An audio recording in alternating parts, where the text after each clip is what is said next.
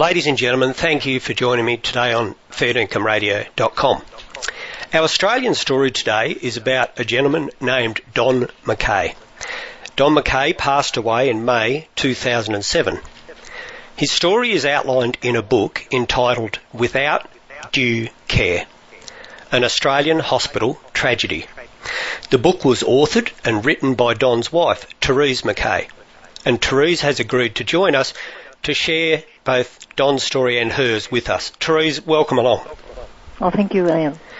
Therese, your book documents the events of Don's life, focusing on the closing months and the mishandling and mistreatment he received under the healthcare system. The circumstances leading up to Don's death have raised many questions, not only from yourself but your two daughters and many others within the community that were intimately acquainted with Don's story. The outline of Don's story really begins with a happy family, Therese, Don's wife, and their two daughters, Melissa and Alison. In 1982, Don was working as an all-rounder building canals in Port Macquarie, New South Wales. While diving in the water, in association with his work, he suffered a broken neck which left him quadriplegic. However, he stabilised to live a fulfilled and contented life with his family in Port Macquarie. Therese, maybe to set the table for our conversation today, tell us a little of Don's life after the accident and the things he was involved in.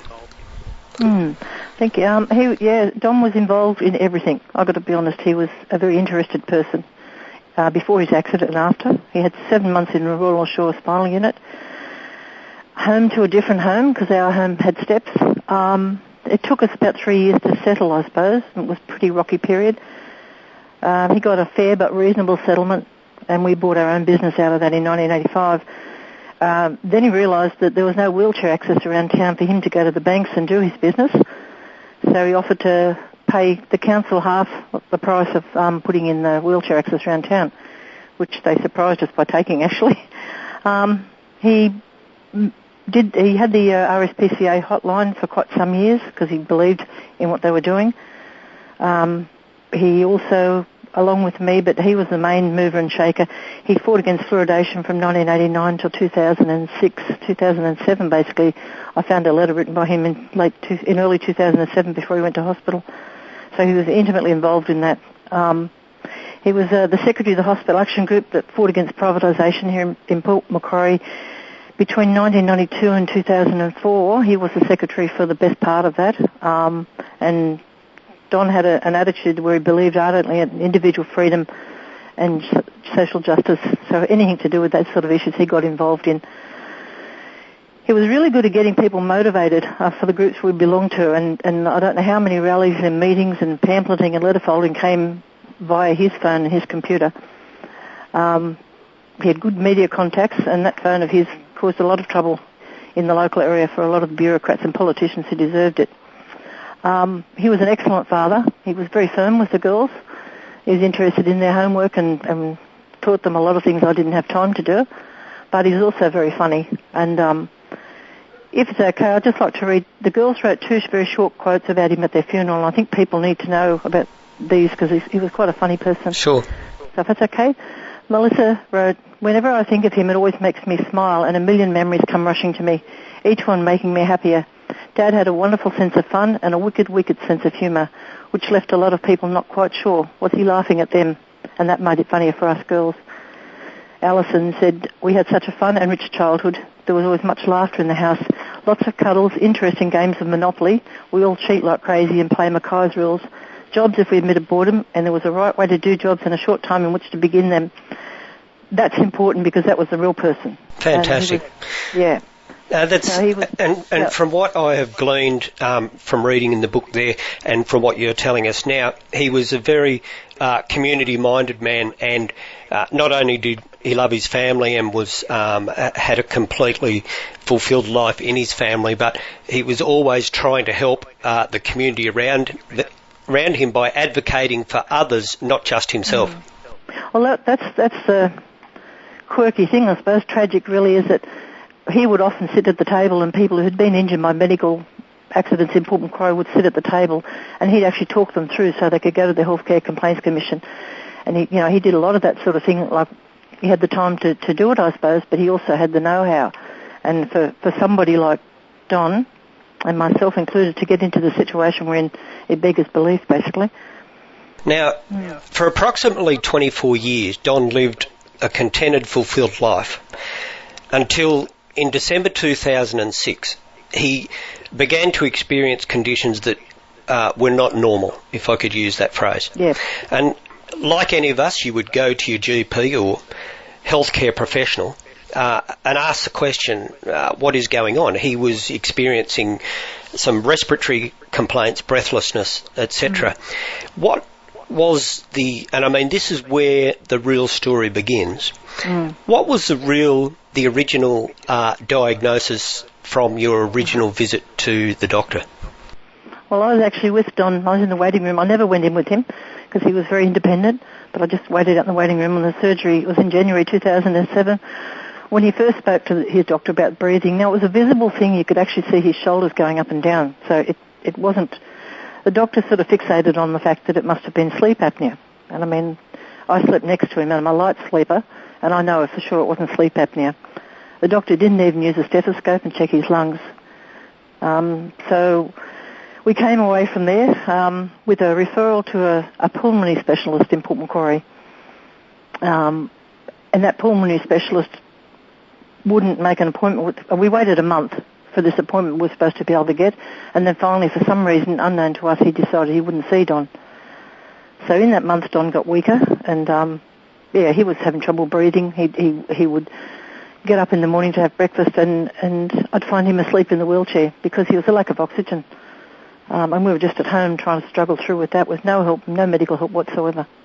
Now, one of the things that I have gleaned from the book is that as a dedicated wife, you had pursued research and understanding into your husband's health, and basically you were monitoring him always. And when the first diagnosis of sleep apnea came, you knew that wasn't correct, and you were really in a state of looking for a better answer, knowing that wasn't correct. And as you've said, this month passed and you couldn't get an appointment. I understand at some stage around this time they had an X-ray, and it was the radiologist, not the doctor, that noticed some changes in Don's lungs. Yes, well, I'll just qualify one thing. The pulmonary specialist, I have the letter, he refused to make an appointment with us. It wasn't that we couldn't get one in time, he refused to make an appointment. Still don't understand why, but yeah, Don was due to have some routine bladder surgery because he had problems. They were afraid there might be a cancer there, which there wasn't. And that was every year he'd have to have this bladder surgery, and that was when he had the ultrasound done on his kidneys, and she happened to notice that there was fluid. The radiologist happened to notice there was fluid in the pleural lining, and she just went up a bit further with it, and she saw it. He was due to have the surgery the next day, and he probably would have died on the table because they wouldn't have known what was wrong. So that might have been a blessing, actually, but it was lucky at that stage. Now, I understand it was around this time that Don's own doctor was away, and this complicated things to the point where he had actually had to see other doctors that weren't familiar with Don's own condition. Yeah, there were two doctors in the practice who knew Don's condition. The first went away, and so we went under the second doctor. And to his credit, and I'll mention this now, he got Don in. Don had a partial lung drain, only a little bit taken off. They were afraid, they took it off in radiology. They were afraid to take any more because they were afraid of collapsing his lungs. So that was a responsible thing to do. So we went home a little bit eased, and then that doctor went away. This all happened over a period of about 3 days. And then we got to the end of the month, and Don was he was too frail. It was just getting worse and worse, and the fluid built back up again. So we called the doctor's surgery, and there was a young locum there that had no idea of quadriplegia. He didn't even know what a suprapubic catheter was, which is pretty par for the course for the condition. Had no idea of the seriousness of Don. Don, when he came to the house one time, Don's lips were actually a blue colour because of the lack of oxygen and he wasn't concerned. So in desperation, we harassed him, took some doing, to do a CT scan. That was a full month after his initial partial drain, and that was a month of inactivity where we were just left at home, scared, because he came close to death a few times. So this doctor then saw the results of the CT scan, and he contacted a Therese specialist, because we don't have, or didn't have, a respiratory specialist, a cardiothoracic specialist in town. We had a pulmonary specialist, but it's a different thing. So he contacted a Therese doctor, and here is a turning point here. This doctor told the doctor, but we were never told, that Don should have a surgery called a pleurodesis. We were never told this. It just got into the paperwork at that stage. Now that's a critical point here. Now, I understand that this young doctor, on consulting with the specialist, basically the specialist diagnosed the condition as a moderate pleural effusion. Did the specialist actually visit Don? No, the specialist was, as I said, in Tari. Don, and this is a point Don's GP argued with the Healthcare Complaints Commission. He said, well, Don could have gone to see him. He knew well Don couldn't go and see him. Don had severe osteoporosis all over, but his hip bones were basically like eggshells, and so were he was riddled with osteoporosis. We never drove out of town much in the last few years because he couldn't handle the driving. It was too painful. So if the doctor couldn't come to Port Macquarie, we couldn't get to see the doctor. So Don never got to see a cardiothoracic specialist before he left Port Macquarie. Now, I find it amazing that this specialist could not have made the journey even from Tari to Port Macquarie, a very short distance. But as Don could not travel, this specialist made this diagnosis over the phone via this other young doctor. You write in your book, overall, the care before Don was admitted to the Sydney hospital was a disaster. But if we had any inkling of the horror that was about to unfurl, we would have just stayed at home and suffered the consequences. Can you explain a little bit to us and share with us a little bit about the reason for this inadequate care, as you see it, at the local hospital? At the local hospital, it was possible for them to have done a gradual draining of the pleural lining. It was possible. We know afterwards I found out that other people have had that done. For some reason, and I do not know what it was, maybe because he was a quadriplegic and he would need more nursing than ordinary patients because he couldn't get things for himself, although I was there most of the time when he was in hospital. The only option was to go to Royal North Shore. That seemed to be, it was a disaster of care in Port Macquarie. It was an absolute disaster.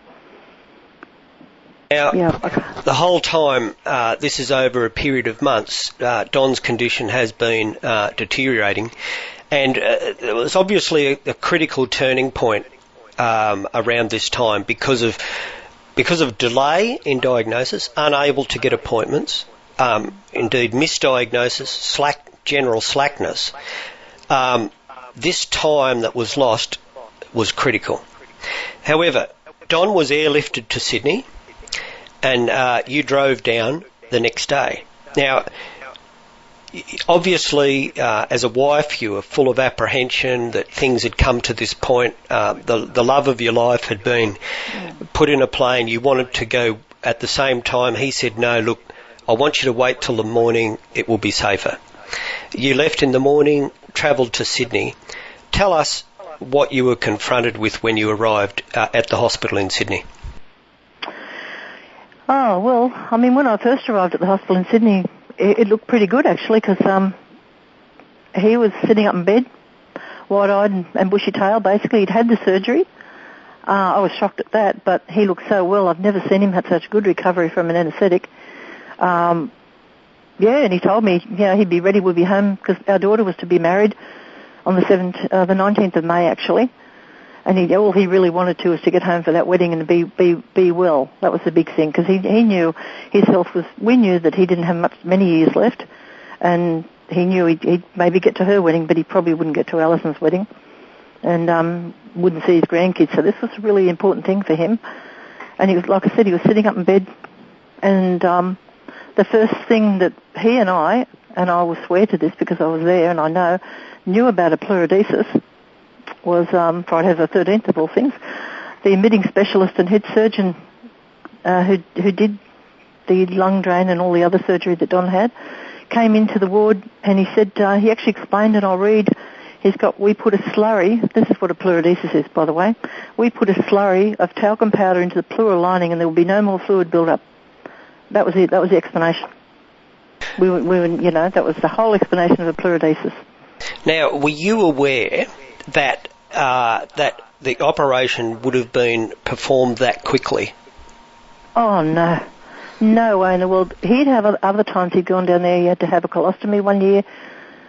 We came back to hospital about maybe 4 or 5 times since the original time, and most times it was for a procedure. Most times we would lay in that hospital, or he would lay in the hospital for about a week before they do anything. And we'd be actually getting impatient for them to do something because it was a wasted week.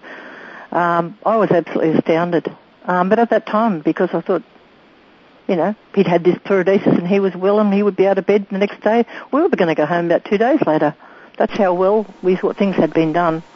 Now, he would have had to sign a consent form before this operation took place, and when he was airlifted to Sydney, he was in a critical state, if I could say that, a state of difficulty, pain, agitation, etc.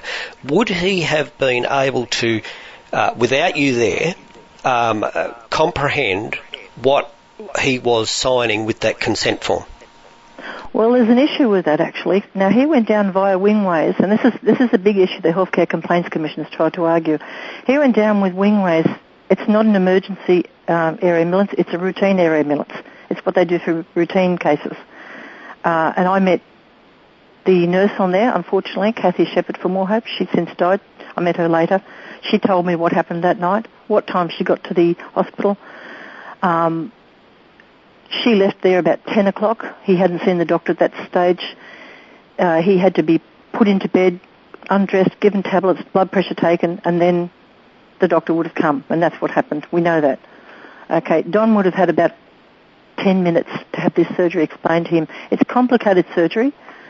I found that out in hindsight. Shouldn't be done on a quadriplegic for a start. There's a whole lot of reasons. There's a raft of reasons why it shouldn't have been done. Don, it would have taken, to explain it how I would explain it to someone, or I'd expect a doctor to, you'd probably need a good hour, really, and then give someone time to think about it, because there is a threat with this procedure if it fails, which it did. If it fails, you get a condition called acute respiratory distress syndrome, and in many cases that's fatal. That's, so that's, Don would have signed that. He did sign. I can see his D there. It's just because he couldn't sign, he would have been lying down. He would have signed that if it was glossed over, if it was told, oh, we're just doing a lung drain. I can't prove this because, unfortunately, there was no witness there for him. And this is obviously a critical point of the whole story. But explain to us a little bit further about what this pleurodesis procedure is. Like, as you said, it's a slurry of talcum powder. So what they do, they take this talcum powder and somehow inject it into the lungs, correct? They spray it into the pleural lining, and there's a danger, and I won't jump ahead here, but there's a danger with this product. It can set up an inflammatory response in the body if it leaks out. The patient should never be sat up after they've had it done, which he was. There's a whole lot of things that can go wrong with it, and you're not meant to use ungraded talc. You're meant to use talc particles that are a decent size or a certain size. In Royal North Shore, they were using ungraded talc, and the smaller particles are known. This is known, and they've changed this now in Royal North Shore. They are known to leak out into the system and cause this inflammatory response, which is what happened. So, but yeah, we didn't know any of this at this stage, unfortunately. But this is all evidence that you have found out from following your own research since. But there was also another aspect to the leaving of the local hospital and going to Sydney, and that was the discharge notes from the local hospital. Were they complete? No, they were it was dreadful. We didn't know at the time, of course. You don't ask to look at your notes, which I advise everybody to ask to look at every bit of notes that they write down. That's one thing I've learned. There was no pathology included in it, or no bloods. There was no CAT scan. There was no ECG, although Don had a moderate heart condition. The notes had the pleurodesis written in them, but Don had never been asked or told he was having a pleurodesis, and I think that's a huge error. Nobody spoke to us about this. I was there the whole day before the plane went with Don, and we were never spoken to about this. So these notes, when Don arrived, there was one thing that was in the notes that is actually very important, and the Healthcare Complaints Commission has argued this. They said it was just an opinion. The physio did a spirometry on Don, which is a breathing test, and he had written, and he was very specific, he had written that Don, 56, had a lung age of over 100. Now that should have rung alarm bells. But therefore, the treatment should have been modified to cope with a person with lungs of 100. Well, you wouldn't do it on a person with lungs of over 100 years. You wouldn't do it. You wouldn't survive. There's no point. And you don't do surgery on someone over 100.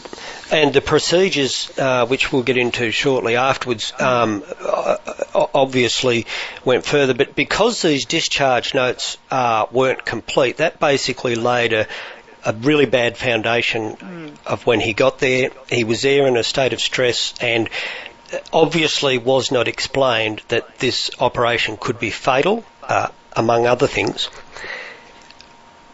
He wouldn't have signed if he was told the risks. Don had a paranoia about having surgery, which was justified, because he was a quadriplegic. Quadriplegics' lungs are really frail. They can't cough or can't vomit. So even a minor cold can become life-threatening within a couple of days. So we just avoided people when there were colds around. But, he just wouldn't have survived this surgery. That's all I can say, on that. But before the procedure, there are a whole lot of things that should have been done by Royal North Shore Hospital. Go through them. Yeah, this is a top hospital. I had minor surgery done. I was a bit scared actually last year, and I had everything done that Don should have had done. But considering I was a well person and he was such a sick person, it's even worse. There was no ECG prior to surgery, although he had a mild heart condition. They saw no blood tests. They didn't do any pathology. Now these are basic things. The cardiothoracic specialist down there that saw Don and operated on him assumed, and he admits this, that Don had been seen by a cardiothoracic specialist in Port Macquarie. I mean, you can't assume these things. You've got to know these things. The cardiothoracic specialist saw no x-rays or scans prior to surgery. They were still in Port Macquarie, and they didn't do any of their own. He wasn't seen by the anaesthetist. You know how the anaesthetist usually comes around to the bed and has a look at you and has a look at your physical weight. He didn't see the anaesthetist till he was on the trolley in the operating theatre. And Royal North Shore admits in their internal report that it was limited. And they never answered why it was limited. They tried to generate a sense of urgency, but I was looking after Don at home, unaided for all that time, and yes, he could have died, but it wasn't like an emergency. It was something that should have been done properly. Cardiothoracic specialist hadn't done a detailed examination of Don's physical. He had multiple issues due to his quadriplegia, but he had a lot of other issues. He was quite unwell in many other ways. The person who signed him up the night before wasn't part of the surgical team, and the fact that he couldn't be understood very easily either. No one knew anything about any of his multiple conditions before surgery. And like I said, they fill about a whole chapter in the book, the conditions that he had and lived with every day and managed. And as I mentioned, they used the ungraded talc, and it was known to cause this acute respiratory distress syndrome, which they call ARDS. They don't use that any longer. Now, the big killer, and this is what it was, and I'm not being cynical here and using that word, when his right lung lining was meant to be suctioned until the fluid was removed at the gentle suction of 3 kPa, the transcription error that and I've got it, and we used it in the Garling inquiry, it's helped there, they couldn't read their own handwriting, so somebody set the suction at 31 kPa, which is 10 times the amount, and left for almost 24 hours before it was discovered by a nurse. he saw doctors and spinal unit doctors in there, and none of them saw it. It was the nurses saw it the next day. You need to just repeat that, Therese. Just repeat those figures, what it should have been and what it was. It should have been 3 kPa, which is a gentle suction and can be left over a period of a day or two, and that was ideal. A transcription error, they did a 3, and instead of making the K properly, they made it look like a 1. So they did it at 31 kPa, and he left theatre on that. 10 times the value, and that was left for exactly 22 hours. And wasn't spotted by all the specialists who came to see him afterwards. And there was if I could mention, there was a thing that I actually took to the coroner's court after, which I found out later that he was on 2 hourly obs after, 1 hourly in the beginning, but as time passes they put you on less. 2 hourly, then he was on 4 hourly obs. At that time, 4 hourly obs, they discovered this dreadful thing had happened to his lungs, which basically slowly imploded his lungs. They put him then, knowing this, onto 6 hourly watch, and I find that very concerning. You know, you would think you would put someone on a more of a watch if somebody's had a bad thing happen like that, but this hospital actually put him on less of a watch, and that disturbs me actually. Now, I won't even talk about the reasons. Well, that's just incredible. That transcription error and the putting that suction on at that velocity for that amount of time, and the pain and everything that resulted from that. After the operation, how was Don communicating with you in those early days, the day after, the next day? Did he, during while this was after the operation, did he realise that he had been damaged? In the beginning, he kept complaining about a pain, and they ignored that. And I would say probably every half hour I was going to them, you know, can you come and have a look at him? I suppose I became a nuisance, but I only became a nuisance because of what they'd done to him. They didn't tell us actually when they discovered this, and they wouldn't have told Don either because he was still quite lucid at this stage. They must have changed the drain to what it should have been, and they didn't offer him any extra breathing, or they didn't take him check his lungs or anything like that, his X-rays. He kept complaining about the pain, and that's what the pain was. And I remember him saying, I came in on the Friday morning about 8 o'clock, and he said that something's improved, the pain's not there anymore. Well, that was because they'd fixed the drain. That's what happened there. Now, just to be clear, if I can just interrupt here, you weren't aware of this suction level being incorrect until afterwards, when you obtained the documented evidence and did the research into it. Is that correct? No, I didn't even find it then because, not being a nurse or a doctor, I didn't know what I was looking for. It came out, Don died in May 2007. I caused an internal inquiry to happen, caused a bit of a ruckus, and in January the 1st actually, I got a report from Royal North Shore Hospital, and they had written it down in there, in amongst all this other stuff. It was quite a fair report, and they admitted that this is what happened. So even there after the operation, you were there, Don knew there was something wrong, you knew, and you were constantly going to the staff asking them. I mean, then there was a constant deterioration of his condition following that, including respiratory arrest, and he was placed in ICU. How long was the time between the operation and him going into ICU? He had the operation on the 12th, which was a Thursday, and he had the respiratory arrest at about 3:51, it's in the notes, 3:51 a.m. on the Sunday morning. Yes, and the Saturday was absolutely dreadful because he had a build-up of carbon dioxide. We didn't know what was going on, and he was getting confused, and then he'd become really lucid again.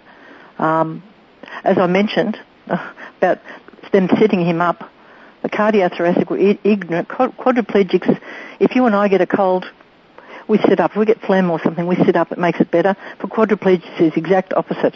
Their breathing is totally reversed to ours. So to sit a quadriplegic up who was having trouble and also who just had a pleurodesis, cardiothoracic ordered him sat up in a wheelchair, and he had deteriorated really quickly straight away. And I begged the nurse to help me get him back to bed. I honestly couldn't lift him with all the tubes. I couldn't do it. And she refused, and we had to wait 3 hours. And he was in dreadful pain at that time. And I only wish to God that I'd stayed that night, but I was absolutely exhausted. It had been a pretty harrowing time, so of course, sadly, I beat myself up over this, but I went about 8 o'clock, I went to have some sleep, and I wish I'd stayed. Now, during this time, apart from contacting nurses and doctors as you could, and in advocating for Don, saying, look, he needs attention, come and look at this, you also contacted the hospital's patient advocate about what you could see clearly was a real lack of care. You've already alluded to the fact that you were being looked at as being a bit of a pest because you were constantly at them about what you could see was a rapid deterioration. Tell us about the support or lack of support that you got from the staff and doctors. Well, actually, I went to the so-called patient's advocate down on. I went to him on the day Don had the respiratory arrest. While Don was unconscious and my daughter was with him, I thought I went to find this person. He told me to go and see the nursing unit manager in spinal. That was, sorry, it just came back. He told me to go and see her, so I went up to see her. He should have come with me, because when I went to see her, she said, oh, you're lucky that we even put him in here. He came in under cardiothoracic. He wasn't one of our patients. That was her attitude to a man who was going to die, who was her patient, who was a spinal patient in a spinal unit. And that's the attitude of that hospital quite a lot of times. So we didn't have it. The advocate did nothing. He was useless. He was actually an apologist for the hospital. So you really had no support. You were there on your own with your husband in a really bad way, and the staff, doctors, anyone who was supposed to be there to support you basically let you down. And this story is not unique. And as you have discovered in your journey since Don's death, this experience is one that many people go through. Often many people don't talk about it or aren't in a position to talk about it. But I admire the fact that you have been able to come out and openly declare exactly what did take place in that hospital, so that from your experience, hopefully you can prepare others who may misplace their trust in the health system as we know it. Now, Therese, is there anything else you'd like to share with us about this time, as in the time in the ICU now? The time in ICU was I feel like I've been in a war, basically. It was like the stuff of nightmares. People think you exaggerate, but I mean, those of us that were there, unfortunately in our family we're few on the ground. He had his arms tied to the bed from the time I came in the next morning. I understand that, because he could have got his hands tangled in the ventilator tubes, but they were tied permanently for 5 weeks. I would release them when I was there. I was very aware that if you got out of line, they're pretty quick to call security guards in those places. That's becoming a big problem, that if you start to demand things or become obstropolous. So he had his arms tied to the bed. He had the ventilator was tied so tightly around his mouth that it was abraded all around. It was dreadful to see. Sorry.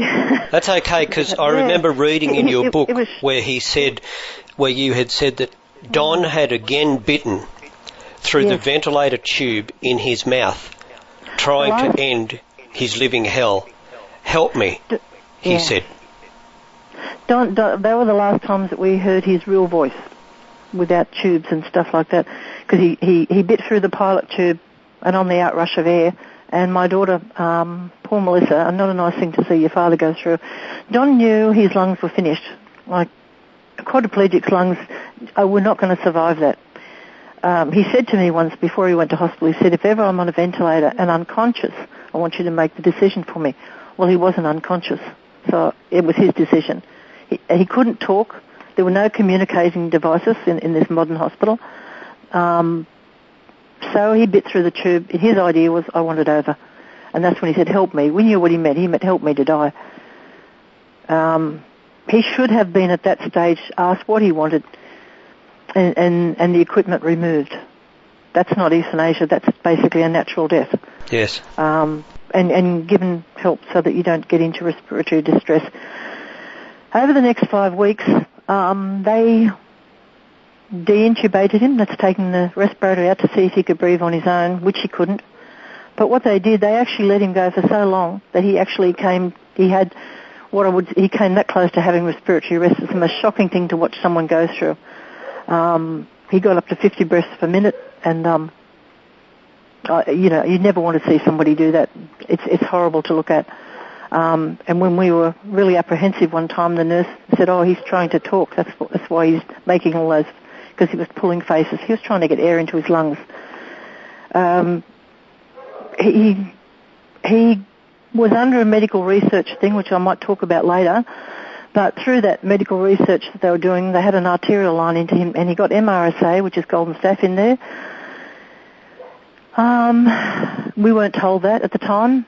Then it went to his lungs, but I'm not sure if it went to his lungs from there or not, because a couple of days later a nurse dropped a suction tube on the floor, picked it up and put it straight back in his mouth to suction his lungs, his mouth. He had sputum.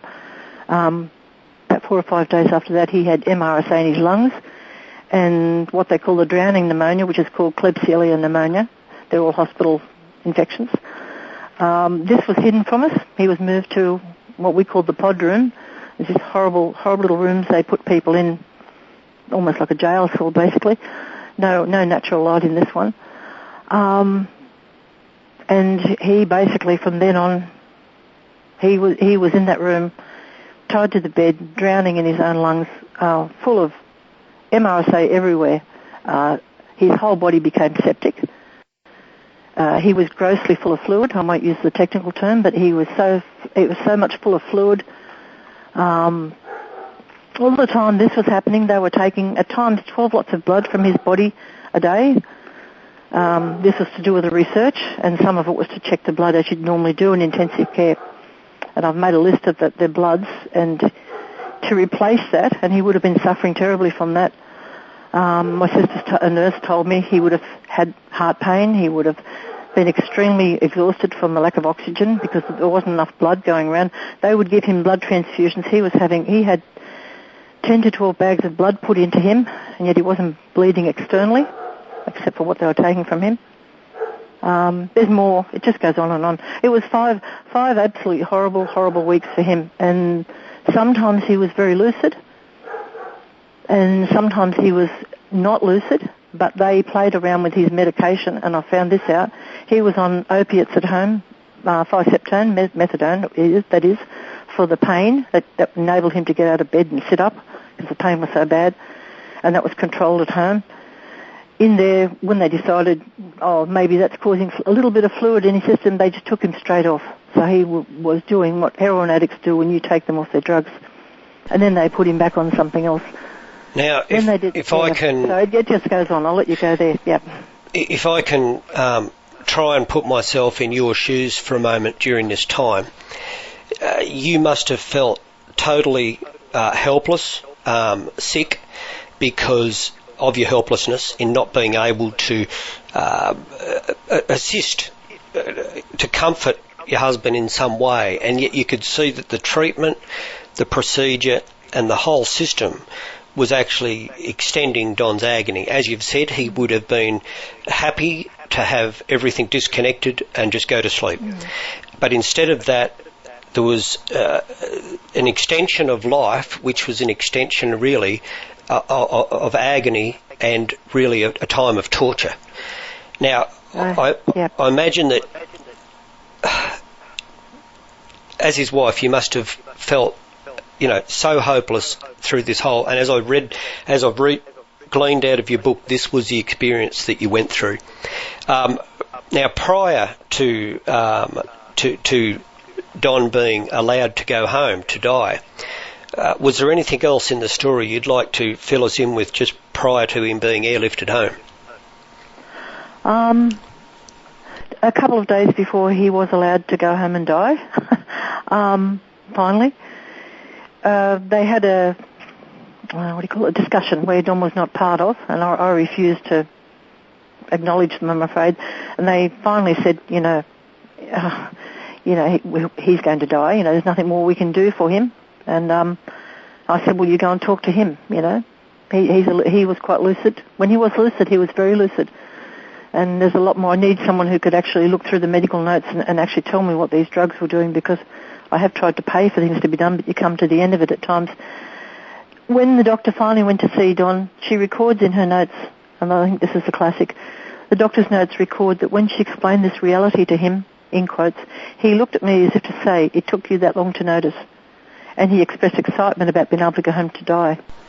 It's pretty telling, actually. I mean, that's the first time they looked at him and actually judged his wishes in 5 weeks. So after that, they stopped all the treatment, and the only thing they kept him on were antibiotics and fluids and painkillers. He was immediately calm and lucid. He was probably the most calm and lucid out of all of us. They undertook to organise a home ventilator so that we could go home by plane and have the ventilator at home for maybe a day so that Don could see everyone and do it in his own time.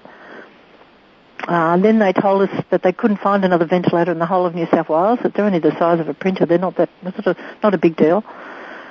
So he'd have to agree that when he went home, that ventilator would be taken away as soon as we got home. Straight away, basically. So we would have agreed to anything at that stage. I don't think you have a right to ask someone to agree to something like that.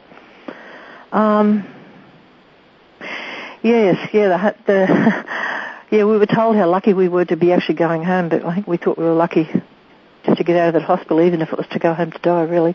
It was really lucky to escape from their hands. Now, finally, Therese, Don was misdiagnosed. He was not given the proper care all the way through. He was airlifted home and able to die in his own surroundings. How long was he home before he passed away? 2 hours. What actually happened, and I'm going to mention this here, but I won't be mentioning names, the GP came to the house. At that time, Don decided he wanted that ventilator, as was his right. You don't have the right to take a ventilator away from anybody. It's their right if they want to have it just for a little bit longer. He wasn't suffering. He was in no pain. His brother had just arrived from Brisbane. The girls were there, my 2 sisters, and I think he just wanted a little bit more time out of the hospital situation, which I think wasn't too much to ask. I remember him actually indicating to the doctor that he wanted more time. He couldn't talk past the ventilator, and the doctor said, "Look, I have to take it, Don." Like the doctor, like some of the people in the room, and myself included, assumed it must have belonged to the ambulance people. I found out later it wasn't theirs. They didn't need it back. They could have left it. That was forcibly taken off Don. So the one last item of comfort prior to his death was denied him by the system. This might have, if you've got time, this might amuse you a bit. He was so lucid after then. After those gone, he was just disgusted, and he got his, because he couldn't move his arms, but he sort of flung towards the wristbands, and we cut them all off him, took all sign of North Shore off him, and then he asked for his toothbrush. He only had one tooth left, actually. He asked for, and he cleaned his teeth with precision, and he just got the taste of that place out of it. And then about an hour later, he just died. Yeah. Well, he was surrounded by love, I can tell you that. And that's the wonderful thing, that in those closing hours of his life, he was with, those that loved him, and in a sense separated from those that inflicted the pain and suffering.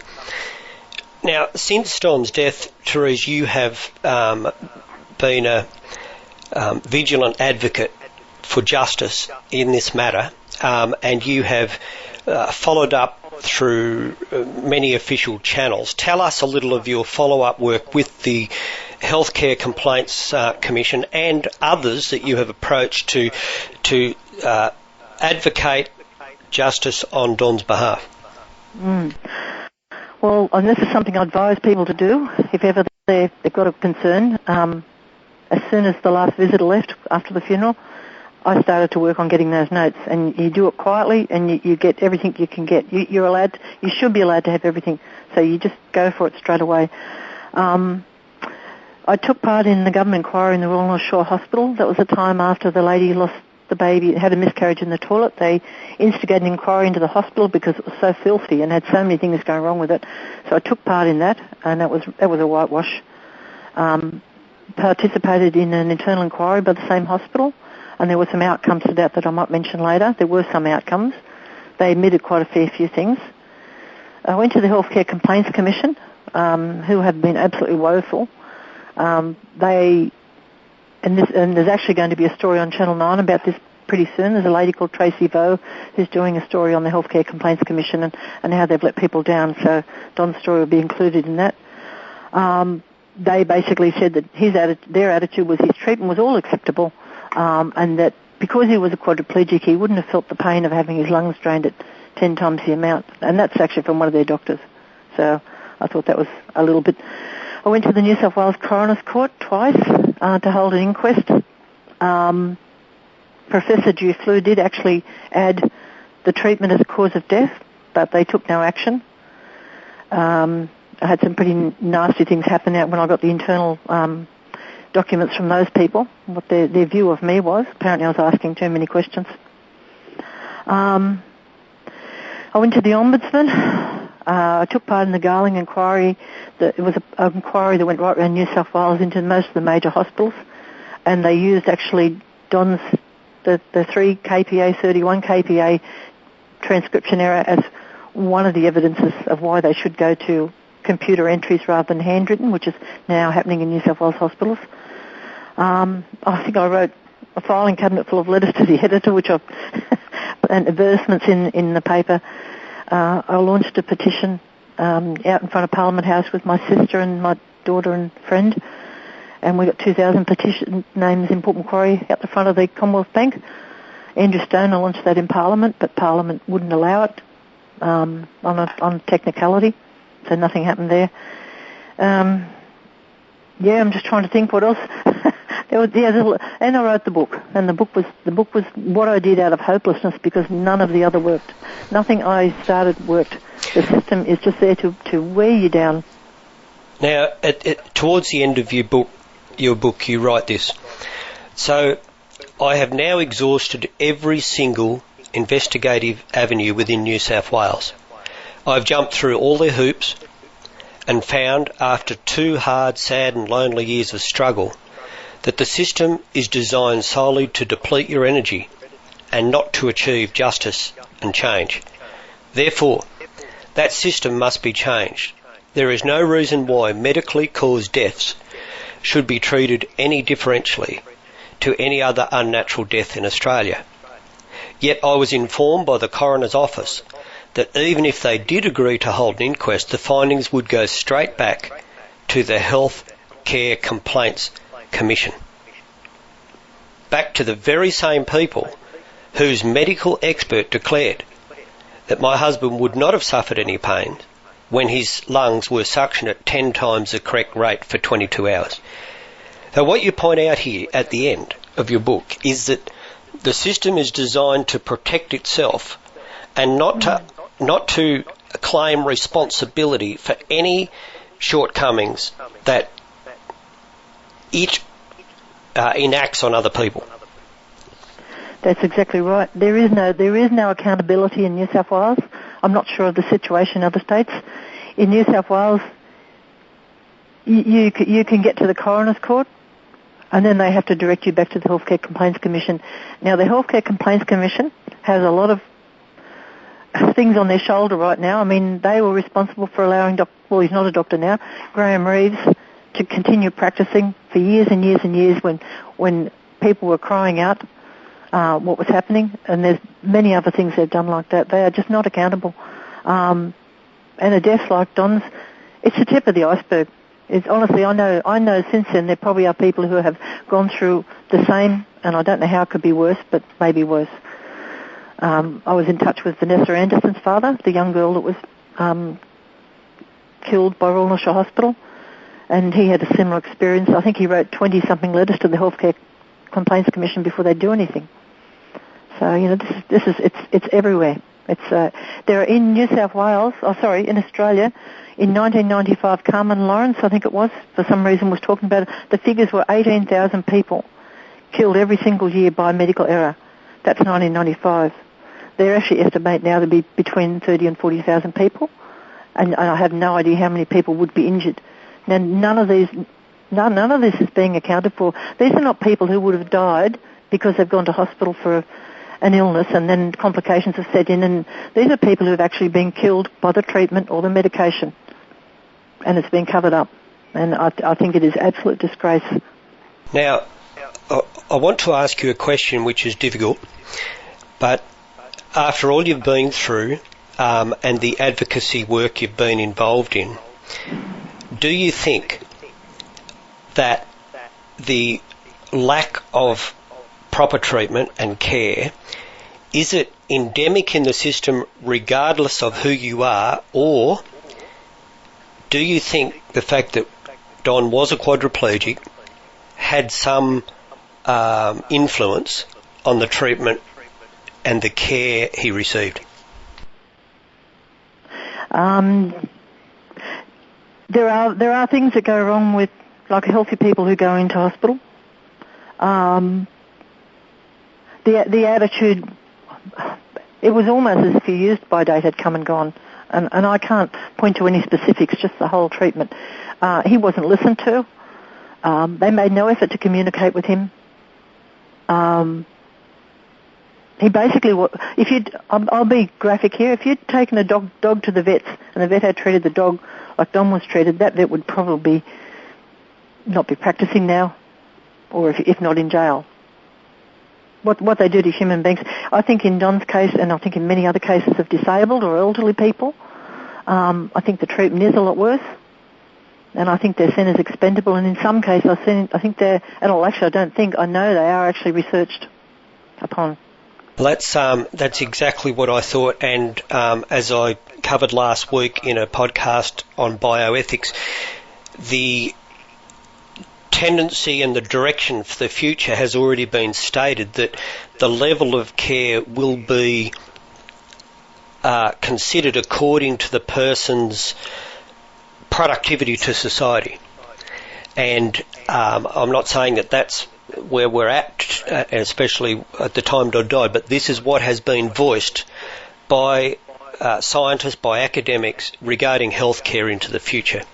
Now, Therese, this story and your experience needs to be a lesson for others who may find themselves in a similar situation. What advice would you like to give others listening to this podcast that may not now be, but may in the future, facing similar circumstances? First advice, it would be, and I wish we had the people on the ground to do this, never leave the patient alone in the hospital. Don't go out for a cup of coffee. Always have someone beside them. When someone comes in to do something, you ask what it is. I asked over and over, had the pleurodesis caused Don's condition? They lied to me. They actually actively lied to me. So even though I was asking, I found it in the notes over and over again that the pleurodesis was responsible. So even though you asked, you're not always going to... You can actually ask to see the notes. Years ago, they used to leave the notes at the end of the bed. They don't do that anymore. You are allowed to ask to see the notes.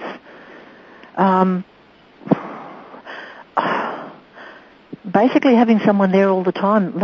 But even, see, in our case, I mean, if I'd been there when the surgery was performed, I don't think the pleurodesis, I would have asked what the pleurodesis was. I'm trying to think of things that I can actually, because we thought we knew. Before Don went to hospital, this last time, he said to me a couple of months before he was killed, it was February, he said, if I go back to Royal North Shore Hospital, I won't come out. He was so afraid of going back to that hospital because of treatment he'd had in the past. He got me to print out multiple copies of his medications, and I said, I advise everyone to do this. It didn't work in our case, but multiple copies of his medications, copies of his contact details for family and a dot point thing of all his many conditions. And we stuck them, they didn't get stuck up till I got there. We stuck them up on the wall beside his bed so they could see at a glance what his situation was. They still didn't ring me when he had his respiratory arrest, and the phone number was sitting there looking at them on the wall.